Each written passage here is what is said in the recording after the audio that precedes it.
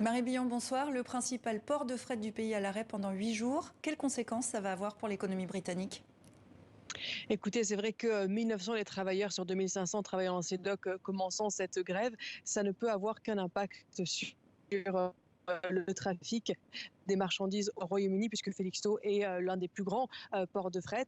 Alors, les chaînes d'approvisionnement du Royaume-Uni vont être impactées, mais comme cette grève avait été votée et puis annoncée il y a plusieurs semaines, les magasins d'alimentation, normalement, et notamment, ont pris leur disposition. Les Britanniques ne devraient donc pas voir trop de différence dans ces prochains jours pour ce qui est des produits de première nécessité. En revanche, ce seront plutôt les plus grandes marchandises, les meubles notamment, mais aussi le matériel industriel qui devrait être fortement ralenti dans son transit à cause de cette grève au port donc de Felixstowe. Et puis le commerce maritime international est lui aussi évidemment impacté. On sait que les paquebots ont été déroutés vers d'autres ports britanniques pour essayer de limiter les difficultés. Mais Felixstowe recevant 48% du transit de fret du Royaume-Uni, les autres ports ne peuvent pas absorber tout ce que Felixstowe ne pourra pas gérer pendant ces 8 prochains jours. Alors c'est un débrayage de plus dans cet été de mécontentement. Marie, ce mouvement de grève est le plus important depuis 40 ans.